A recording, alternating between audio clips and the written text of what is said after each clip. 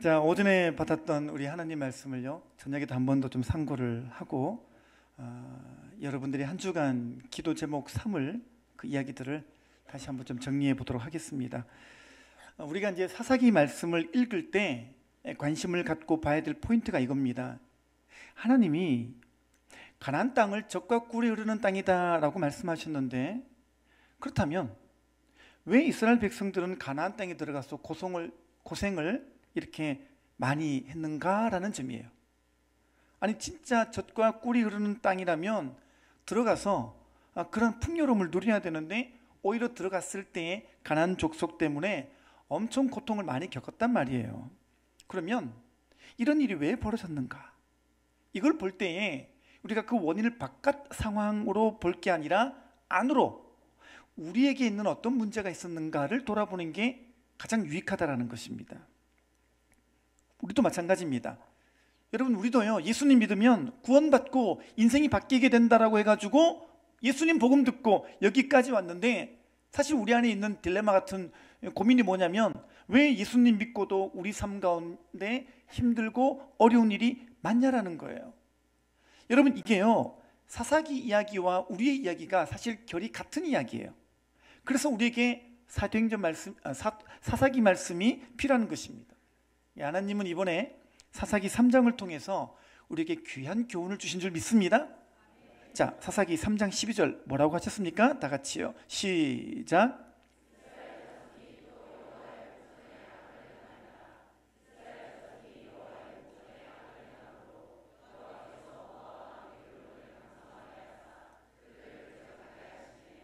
아멘. 자, 여기 보니까 분명하게 성경에 기록을 해놨단 말이에요. 여기 보니까 이스라엘 자손이 여호와의 목전에 악을 행하니까, 그래서 모압 왕 에글론이 강성하게 됐다라는 거예요. 이스라엘의 문제 때문에 하나님이 대적을 크게 하신 거라는 거예요. 그래서 그 대적이 커진 것이죠. 여러분, 이게요, 우리 안에도 마찬가지로 내가 고집부리고 내가 강팍한 마음을 그대로 갖고 가니까 징계가 길어지는 거예요. 징계가 길어지는 거죠. 그러니까 이걸 모르고 나는 그냥 불평만 하고 나는 원망만 하면, 여러분, 징계만 더 길어지지 답은 안 나오게 되는 것입니다. 여러분, 그래서 우리가요, 답을 찾으려면요, 항상 말씀으로 돌아가야 됩니다. 항상 하나님 말씀을 자세히 들여다봐야 돼요. 그러면 뭐가 보이느냐? 아, 내가 문제였구나. 아, 내가 교만했구나. 아, 내가 고집부렸구나. 아, 내가 불순종했구나. 여러분, 그렇게 답이 나오고 나면요, 하나님께서 다시 한번 우리의 인생의 주인 되셔서, 우리가 주인 되시는 그분께 부르짖기만 하면 다시 모든 상황들이 역전되고 반전의 역사가 나타날 줄 믿습니다. 그래서 이번 주에는요, 기도실을 많이 찾게 되시기를 바랍니다. 여러분, 기도실 들어가서 정말 주님 앞에 주인 되시는 주님께 부르짖을 때에 여러분들의 삶의 영역에서 하나님의 주권이 무너진 영역들, 이 영역들을요, 다 회복시키게 되시기를 바랍니다. 내가 주인 되어버린 영역들이 너무 많아졌어요. 관계도, 물질도, 야망도, 인생의 목적도. 여러분, 그 모든 영역마다 다시 한번 하나님이 여러분들의 주인 되게 하시기를 바랍니다. 사역도 마찬가지입니다. 사명도 마찬가지예요. 지금 내가 모양은 사역과 사명의 자리에 있는 것 같은데 이게 내 의가 되어버린 것들, 여러분, 이것도 다 하나님이 주인 되게 하시기를 바랍니다. 그래야 여기까지가 딱 돼야 그 다음 여러분 안에 복음의 길이 뚫리는 거예요. 이게 안 되고 복음의 길 뚫자 하니까 구호만 남고 실제로 이것이 우리에게 능력으로 나타나지 않는 이유가 여기에 있는 거예요. 지금 양상이요, 우리가 복음의 길을 뚫읍시다 그랬는데 막 우리가 뚫리고 있는 거예요. 네. 아니, 우리가 복음의 길을 뚫자 그래가지고 그렇게 돼야 되는데 마귀가 딱 보니까요, 야, 너네들이 뚫리고 있는 걸, 이런 양상이라는 거죠. 여러분, 오늘 말씀으로 여러분의 삶 가운데 정말 반전의 역사가 일어나게 되기를 주님의 이름으로 축원합니다. 오늘 이 사사기 말씀을 통해서 하나님이 내 인생의 주인 되게 하심으로 말미암아 진짜 우리가 많은 사람들이 이것이 되고 나니까 내 삶 가운데 복음의 길이 뚫리는 역사가 일어났습니다라는 그런 간증들이 이제 더 많아질 줄 믿습니다. 아멘, 아멘. 그렇습니다.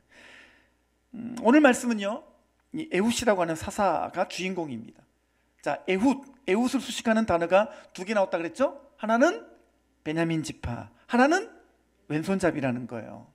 이게 베냐민, 이게 벤이라는 말이 아들이라는 말이고요, 니아민이 오른손이에요. 그러니까 베냐민, 그렇게 되는 거거든요. 그러니까 베냐민이라고 하는 말은 오른손의 아들, 이런 의미가 있습니다. 그러니까 베냐민 지파는 이 오른손이 가지고 있는 이미지가 상당히 큰 가문이에요. 근데 그 중에서 이 베냐민 지파 중에서 왼손잡이가 에훗인 거예요. 여러분 재밌죠? 이게 이제 성경에 나오는 은유 기법인데, 오른손의 아들인데 그 중에 왼손잡이가 태어난 거예요. 하나님이 참 묘하게 아주 절묘한 은유를 통해서 우리에게 교훈을 주시는 거예요. 왜 왼손잡이인가? 여기에는 해석의 차이는 있을 수 있지만 많은 학자들의 공통된 의견이 뭐냐면, 이게 번역을 그대로 해보게 되면 오른손을 쓰지 못하는 사람이에요. 그러니까 이게 아마 선천적일 수도 있고 후천적일 수도 있기 때문에 어쨌든 이게 동일한 의미는 뭐냐면 이 오른손에 약점이 있다라는 거예요. 그래서 이 오른손을 못 쓰니까 할 수 없이 왼손을 쓴 사람이 되었다라는 의미를 가지는 거죠. 여러분, 이게요, 오른손의 의미가 강력했던 베냐민 지파에서 이런 왼손잡이라면 여러분, 우리가 충분히 상상해 볼 수 있겠죠? 이 에훗이 이 베냐민 지파 공동체에서 자라나면서 그가 가졌을 박탈감과 그가 가졌을 열등감과 그가 가졌을 소외감과 마음의 상처와 고통은 엄청났을 것으로 추측할 수가 있어요. 그래서 에훗은 약한 사람이었어요. 그래서 에훗은 한계와 결핍이 많은 사람이었어요. 그래서 에훗은 이 부족한 것 투성이었던 사람이었던 것이었죠. 근데 놀라운 게 이거예요. 하나님이 그러한 에훗을 사용하셨어요. 하나님이 약한 자 에훗을 사용하신 거예요. 아까 전에 우리가 찬양 부를 때 찬양 가사 기억나시나요? 나는 기대가 없는 어린 나귀 같으나. 이 가사가 이게 무슨 뜻인가 싶을 텐데, 성경을 읽어보게 되면 나귀는요, 부정한 짐승이에요. 쓸 수가 없는 짐승이에요. 그러니까 갖다가 쓸 수가 없는 짐승이니까 이 나귀야말로 천대받고 멸시받고 쓸모없는 짐승으로 여겨졌던 게 나귀인 거예요. 근데 예수님 뭐라 그래요? 나귀를 데려오라. 왜? 주가 쓰시겠다. 여러분들이 아마 크게 착각하고 있는 게, 나는 명마쯤 될 거야 라고 상상하시는데, 천만의 말씀이요, 우리는 다 나귀 같은 존재예요. 갖다 쓸 수 없는 존재였어요. 그런 우리 존재를 아실 텐데, 아니 주님은 뭘 믿고 오셨을까? 아니 주님은 뭘 믿고 나를 갖다 쓰시는 걸까? 그러니까 주님이 나를 쓰신다라는 말을 들을 때는요, 이거는 황송합니다. 황송함. 여러분 어떤 영역으로든지 간에 주님이 여러분들 쓰시겠다 그럴 때는요, 그걸 감사로 여기십시오. 내가 낙인 줄 알고 하나님께 순종하게 되시기를 바랍니다. 그러니까 이 모든 것들이요, 하나님의 쓰심에 담겨 있는 귀한 영적 비밀들이죠. 항상 하나님의 전략은 이 세 가지 기둥으로 역사하셔요. 1번이 뭐냐? 하나님은 약한 사람을 선택하신다. 아멘이죠? 따라하겠습니다. 약한 사람을 선택하신다. 고린도전서 1장 27절 같이 읽겠습니다. 시작.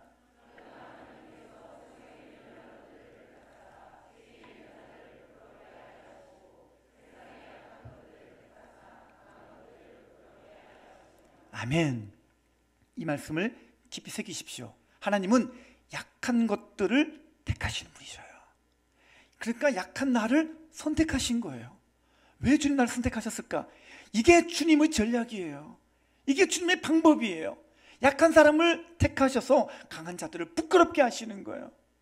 저는 여러분들을 통해서 일하시는 하나님의 크신 뜻이 날마다 여러분 삶을 통해서 이렇게 드러나는 은혜가 있게 되시기를 바랍니다. 2번이 뭐냐면, 성령님이 우리의 약함을 도우십니다. 다 같이 하겠습니다. 성령님은 약함을 도우신다. 아멘이시죠? 로마서 8장 26절 다 같이 읽어보겠습니다. 시작. 이와 같이 성령도 우리의 연약함을 도우시나니 우리는 마땅히 기도할 바를 알지 못하나 오직 성령이 말할 수 없는 탄식으로 우리를 위하여 친히 간구하시느니라. 아멘. 약한 것 많으십니까? 요즘 따라 약한 것밖에 안 보이십니까? 난 왜 이렇게 약한 것 투성일까? 기억하십시오. 이 순간에 성령님이 여러분의 약함을 붙들어 쓰실 줄 믿습니다. 3번이 뭐냐면 내 약함에서 능력이 나온다는 거예요. 따라서 하겠습니다. 내 약함에서 능력이 나온다. 아멘. 고린도후서 11장 30절 읽겠습니다. 시작. 이는 내 능력이 약한 데서 온전하여짐이라 하신지라. 그러므로 도리어 크게 기뻐함으로 나의 여러 약한 것들에 대하여 자랑하리니 이는 그리스도의 능력이 내게 머물게 하려 함이라. 아멘. 여러분 정말 주님의 능력이 어떻게 나타나는지 그 코드를 보십시오. 하나님은 우리 약한 데에서 그 능력을 부으시는 거예요. 그 약함을 붙들어 쓰심으로 우리를 강하게 만드시고 이 약함에서 우리가 진짜 능력의 사람이 되게 하시는 거예요. 막 이제 기대가 되지 않습니까? 주님이 여러분들을 그렇게 쓰실 줄 믿습니다. 여러분 이제부터 우리가 가지고 있는 약함이 이 말씀을 통해서 제대로 해석되어지게 되시기를 바랍니다. 약함은 저주가 아니라 하나님이 쓰시는 통로예요. 약함은 하나님의 실수가 아니라 그것은 하나님의 전략인 줄 믿습니다. 여러분 약함은 나의 아픔이 아니라 나의 은혜가 될 줄 믿습니다. 오늘 또 여러분이 안고 있는 약점은 무엇입니까? 어떤 거예요? 여러분 이 약점을 제대로 해석해야 되는데 항상 사단 마귀가 우리에게 열등감을 집어넣고 자책하게 하고 정죄해서 항상 우리가 이 약함의 굴레 속에서 파묻혀가지고 아무것도 못하던 자들이었잖아요. 기대가 없는 나귀처럼 그렇게 밀려 떠내려가고 있을 때 주님 찾아오셔서 주가 쓰시겠다 하라 이렇게 불러 쓰시는 귀한 인생이 바로 저와 여러분의 인생인 줄 믿습니다. 반드시 주님은 우리의 약점이 강점되게 하시고 우리의 약점이 능력이 되게 하시는 그 하나님인 줄 믿습니다. 이 주님을 꼭 경험하게 되기를 주님의 이름으로 축원합니다. 20절부터 23절 말씀이 주는 교훈을 보겠습니다. 다 같이요. 시작. 에웃이 그에게로 들어가니 왕은 서늘한 다락방에 홀로 앉아 있는 중이라. 에웃이 이르되 내가 하나님의 명령을 받들어 왕에게 아뢰를 일이 있나이다 하매 왕이 그의 좌석에서 일어나니 에웃이 왼손을 뻗쳐 그의 오른손 허벅지 위에서 칼을 빼어 왕의 몸을 찌르매 칼자루도 나를 따라 들어가서 그 끝이 등 뒤까지 나갔고 그가 칼을 그의 몸에서 빼내지 아니하였으므로 기름이 칼날에 엉겼더라. 에웃이 현관에 나와서 다락문들을 뒤에서 닫아 잠그니라. 아멘. 제가 조금 어려운 얘기였지만은 오전에 이게 와우 용법이라고 하는 히브리 문법이 사용되었다 그랬죠, 그죠? 그러니까 이제 한글 성경에는 그 의미가 안 나오는데 요 문장 자체가 와이 셜라우, 와이트카우, 와이트카야 이렇게 와이 이렇게 쓰여진 용법입니다. 이게 뭐냐면 한 장면 이게 스틸같이 스틸 화면처럼 화면이 나와 있는데 여기에 에웃이 수많은 연습과 수많은 연단과 수많은 훈련 끝에 만들어진 그러나 결국에는 하나님의 작품처럼 아름다운 동영상처럼 한 장면으로 딱 연결되어 있는 그 이야기라고 말씀을 드렸습니다. 어려운 건데 알아들으시는 포중집 성도님들 상당히 지혜로우십니다. 그래서 제가 21절 말씀드렸죠. 21절에 봤더니 에웃이 왼손을 뻗쳤다. 에웃이 오른쪽 허벅지 위에서 칼을 뺐다. 에웃이 왕을 찔렀다. 그죠? 22절에도 칼자루가 나를 따라 들어갔다. 그 끝이 등 뒤까지 나갔다. 기름이 칼날에 엉겼다. 단면 화면이지만 이것 가운데 여러분 우연은 하나도 없는 줄 믿습니다. 그냥 쭉 읽으면요 뭐 저렇게 됐나 보다, 에웃이 어떻게 하다 보니까 엉겹결에 그냥 우연처럼 저렇게 상황이 됐나 보다, 우리는 그렇게 볼 수 있지만요 그게 아니라는 거예요. 성경을 적어 내려갈 때 와우 적으면서 이게 에웃이 수도 없이 단련하고 연만 결과로 또 그 위에 하나님이 역사한 결과로 이런 아름다운 결과가 있었다는 것을 보여주는 거예요. 여러분, 오늘 여러분들이 그런 거예요. 여러분들도요, 여러분들 인생의 오른손의 한계와 같은 그런 부분이 있다 하더라도 여러분 이것 때문에 절망을 느끼는 것이 아니라 이것 가운데 그럼에도 불구하고 여러분들도 왼손의 연단, 왼손의 훈련 더 치열하게 여러분들이 훈련받고 연단되어지는 가운데 그 위에 하나님의 일하심이 임하면 여러분 반드시 여러분의 한계를 뛰어넘고 여러분의 문제를 돌파하여 더 주님 앞에 귀하게 쓰임받는 역사가 여러분의 인생이 될 줄 믿습니다. 제가 오전에 찬양 인도의 비밀을 말씀을 드렸는데요, 저 같은 사람이 찬양 인도뿐만이겠습니까? 사실은요, 설교도 마찬가지입니다. 제가 엄청 내성적인 사람이거든요. MBTI로 하면은 극I입니다. 제가 이 단상에 서가지고 설교를 하는 것은요, 거의 기적에 가까운 일입니다. 또 안 믿으시는데요, 진짜입니다. 저는 이렇게 수많은 사람들이 저를 쳐다보고 있는 것만으로도 어마어마한 압박감을 느끼는 사람이에요. 저는 무대에 서면 안 되는 사람이에요. 제일 편한 자리가 맨 뒤에요. 저도 예배 드릴 때 맨 뒤에 앉아가지고 그냥 이렇게 하고 싶은데 이렇게 수많은 분들이 저를 쳐다보는 것 자체가 어마어마한 압박감이 있는 사람이에요. 저는 이렇게 앞에 서면 말을 잘 못합니다. 그러니까 이게 은혜인 거예요. 이게 은혜인 거예요. 원래 제가 이런 사람이 아닌데 이렇게 쓰임받는 건 은혜인 거예요. 여러분, 제가 설교하기 전에 찬양할 때 저기 들어가 있잖아요. 뭐 하는지 궁금하시죠? 또 이 비밀도 알려드려야 되겠네요. 제가 볼펜 하나 들고 들어갑니다. 이 볼펜 물고요, 계속 원고를 읽어요. 제가 말을 잘 못하니까 읽고 이걸 이렇게 해가지고 읽으면 말이 또렷또렷해지고 말이 잘 나온단 말이에요. 하도 제가 말하는 거에 장애가 많으니까 제 오른손에 장애 같은 이 문제를 이제 제가 들어가가지고 이거 물고 계속 원고 읽는 거예요. 이제 아시겠죠? 그러니까 자연스럽게 잘하는 것처럼 보이나 사실은 속으로 엄청 떨고 있고 많은 노력과 연단과 단련으로 이렇게 괜찮은 척 설교를 하고 있습니다만 실은 안 그렇습니다. 저도요, 이렇게 저의 오른손의 한계를 왼손의 단련으로 뛰어넘는 일을 계속합니다.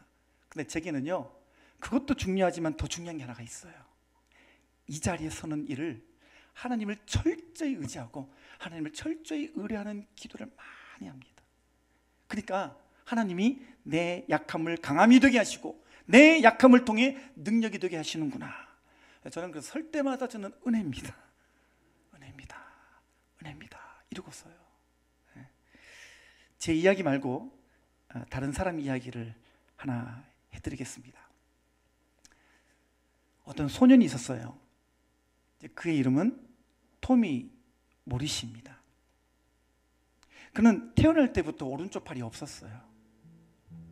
세상이 이 토미 모리시에게 항상 뭘 말하냐면 얘가 할 수 없는 것들을 말하는 거예요. 넌 손이 없으니까 안 되겠네? 넌 손이 없으니까 이거 못하겠네? 넌 손이 없으니까 빠져. 특별히 이 토미 모리시에게요, 두 손이 필요한 일, 골프 같은 스포츠는 불가능하다라고 그렇게 말을 많이 했어요.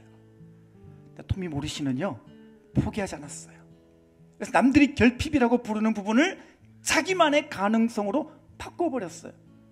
남들처럼 두 손으로 클럽을 잡을 수는 없지만 이 토미 모리시가요, 왼팔 하나로 이 클럽을 휘두르는 법을요 끊임없이 연습합니다.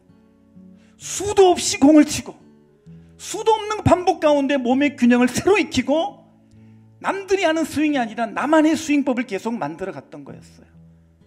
사람들이 처음에는 토미 모리시를 바라볼 때 불쌍하다, 안 됐다 이렇게 여겼는데 나중에 가면 갈수록 그의 열정과 집중력에 감동하기를 시작했습니다. 어떻게 됐을까요? 이 토미 모리시가 더 이상 자신의 한계, 자기의 약점을 숨기지 않았어요. 오히려 이거를 세상에 보여주면서 나는 부족해도 하나님이 주시는 가능성은 오히려 나에게 큰 능력이 되었다는 메시지를 삶으로 보여주는 사람이 되었습니다. 토미 모리시입니다. 여러분, 이제 여러분들에게 약점이 어떤 것이 있는가를 돌아보시기를 바랍니다. 토미 모리시의 저 약점이 극복되는 이야기가 비단 어느 특별한 한 사람의 이야기가 아니라 오늘 성경 말씀을 통해 이 에웃 이야기를 접한 우리가 믿음으로 이 말씀을 받아들일 때 우리 삶에도 일어나는 일이 되리라고 믿고 이제 주님과 함께 여러분도 도전하고 전진하고 나아가는 자가 되시기를 바랍니다. 이제 여러분들도 약점을 부끄러워하지 마시고요, 약하기 때문에 포기하고 약했기 때문에 돌파하려 하지 않았던 그런 삶이 아니라 이제는요, 주님과 함께 도전하고 나아가고 전진하고 훈련하고 연단받고 계속 돌파하는 자들 다 되시기를 바랍니다. 물론 해도 안 되는 시점이 생길 수 있죠. 진짜 믿고 나갔는데 안 되는 경우도 있을까 없을까요? 오늘 목사님 말씀 듣고 오늘 내가 해봐야겠다 그랬는데 대다수의 분들이 월요일 날 실망하고 좌절하고 시험대로 자빠지는 게 그게 월요일입니다. 그럴까봐 오늘 저녁에는요 또 특별한 말씀 하나 더 전해드리겠습니다. 여러분, 에훗도 그런 실패가 있었어요. 믿고 나갔는데 됐을까요 안 됐을까요? 안 됐다는 이야기를 보겠습니다. 16절부터 19절 보겠습니다. 다 같이요, 시작. 에훗이 길이가 한 규빗 되는 좌우에 날선 칼을 만들어 그의 오른쪽 허벅지 옷 속에 차고 곡물을 모아 왕에 바쳤는데 에글론은 매우 비둔한 자였더라. 에훗이 곡물 바치기를 마친 후에 곡물을 메고 온 자들을 보내고 자기는 길갈 근처 돌 뜨는 곳에서부터 돌아와서 이르되 왕이여, 내가 은밀한 일을 왕에게 아뢰려 하나이다 하니 왕이 명령하여 조용히 하라 하매 오셔 선 자들이 다 물러간지라. 아멘. 자, 요 성경 구절을 놔두시고 한번 제 얘기를 들어보시기 바랍니다. 에훗이 모압 왕 에글론을 죽이기 위해서 곡물 사절단으로 대표로 갔어요. 근데 18절 보세요. 에훗이 곡물 바치기를 마친 후에 어떻게 합니까? 곡물을 메고 온 자들을 보내고 자기는 돌아갔죠. 무슨 말이죠? 진짜 에훗이 칼을 품고 처음에 딱 갔는데 안 된 거예요. 성경에는 이렇게 적어놨습니다. 에훗이 곡물을 17절에 봤더니 곡물을 모압 왕 에글론에게 바쳤는데 에글론은 매우 비둔한 자였더라. 이 비둔함이라는 게 물론 외형적으로 이렇게 형체가 이렇게 있다라는 이야기도 하지만 요 원 의미가 그 당시에 가장 강력했던 그러니까 강력한 사람이었더라. 이렇게 끝이 나요. 그래가지고 에훗이 곡물 바치기를 마치고 그냥 나갔다라는 거예요. 그러니까 이 기회가 안 돼버렸어요. 정말 죽여야지 하고 딱 들어갔는데 안 된 거예요. 자, 19절에 봤더니 그래서 이 에훗이 어디로 갑니까? 길갈로 가죠. 길갈. 여러분, 에훗이 내가 이렇게 칼을 갈고 갔는데 안 됐네, 안 되나 보다, 낙심하고 그냥 집에 갔다, 이러면 아무 일도 안 일어났을 거예요. 그죠? 근데 이 순간에 에훗이 갔던 곳이 어디냐면 길갈이래요. 여러분, 길갈이 어떤 곳입니까? 하나님의 임재가 있는, 하나님의 임재를 상징하는 그 12돌이 있는 곳이 길갈이잖아요. 지난번 말씀을 들으셔서 아실 텐데 처음 들으신 것 같은 표정을 지으시면 상당히 곤란합니다. 여러분, 이스라엘 백성들이 요단강 건널 때 그때 여호와의 법궤를 메었던 제사장들이 요단 한복판에 있을 때 물이 딱 멈췄죠. 그때 하나님이 지시하시잖아요. 돌 12개를 여기에 쌓아두라. 그리고 영원한 표지석이 되게 하라. 그랬단 말이에요. 그래서 이 12돌이 있는 곳이 그 길갈이란 말이에요. 이후로 이 길갈은요, 하나님의 임재가 있는 곳, 하나님의 살아계심, 하나님의 역사하심이 증거되는 곳으로 표현되어져. 이후로. 여러분 기억하시겠지만 이스라엘 백성들이 여리고 쳐들어가기 전에, 여리고에 딱 가기 전에 이 길갈에서 뭘 하죠? 할례를 행해요. 그죠? 그래서 여기에서 애굽의 수치가 굴러갔다 그래가지고 그때 붙여진 이름이 길갈. 굴러갔네 길갈, 이렇게 되는 거죠. 길갈은요, 하나님의 임재, 하나님의 말씀, 이게 상징하는 거예요. 그러니까 이 오전에는요, 이게 시간이 안 돼가지고 이 얘기를 덧붙이지를 못했는데 다시 우리가 보게 되면 이 에훗이요, 왕을 죽일 기회를 얻지 못하고 상실한 마음으로 돌아갔는데 잘 돌아갔죠. 집으로 간 게 아니라 길갈로 돌아간 거예요. 여러분, 거기서 어떤 은혜가 있었겠어요? 다시 하나님의 임재와 다시 하나님의 살아계심, 다시 하나님의 은혜를 받고 어떻게 해요? 그 다음 9절 봤더니 또 모압 왕에게 또 가는 거예요. 할렐루야. 여러분, 그렇습니다. 여러분이 원하는 만큼 여러분의 오른손의 약함이 잘 극복되지 않을 수도 있어요. 근데 그때 우리가 어디로 가야 돼요? 해보니까 안 되네. 애써봤는데 또 안 되네. 해봐도 별거 없네. 이러면 안 된다는 거예요. 어디로 가야 됩니까? 하나님의 인재가 있는 곳으로 나오셔야 돼요. 다시 주님의 말씀, 주님 앞에 기도하는 자리로 나오셔서 계속 훈련을 받아야 되는 거예요. 여러분들이 계속해서 말씀 붙들고 계속 기도 붙들고 그 말씀의 자리, 그 기도의 자리 계속 나아가는 믿음의 성도님 다 되시기를 바랍니다. 그래서 이번 주만 이 지하 기도실을 길갈이라고 명칭하겠습니다. 목장에서 너 길갈 갔다 왔어? 너 길갈 갔니? 너 길갈 가야 되는데 이렇게 우리만의 은어로 활용을 좀 해보도록 하겠습니다. 여러분 길갈로 가시기를 바랍니다. 자, 디모데전서 4장 7절부터 8절을 표준 세번역으로 읽어보겠습니다. 시작. 경건함에 이르도록 몸을 훈련하십시오. 몸의 훈련은 약간의 유익이 있으나 경건의 훈련은 모든 면에 유익하니 이 세상과 장차 올 세상의 생명을 약속해 줍니다. 아멘. 여러분이 어떤 훈련을 계속해야 될까요? 오른손의 장애를 딛고 왼손의 훈련을 하라 그러는데 이게 어떤 의미인지 좀 모를 텐데, 여러분 성경에 나오는 훈련 중에 최고의 훈련은 뭐냐면 경건의 훈련이에요. 경건의 훈련. 아직도 여러분 큐티가 정착이 안 돼 있다면 이 훈련부터 하시기를 바랍니다. 여전히 기도가 습관이 안 됐다면 이 훈련부터 하게 되시기를 바랍니다. 예수님도 습관을 쫓아 기도하셨다라고 해놨잖아요. 그러니까 여러분 몸이 반응할 때까지, 애웃이 칼을 빼가지고 찌르는 그 훈련처럼 그렇게 몸이 반응해야 됩니다.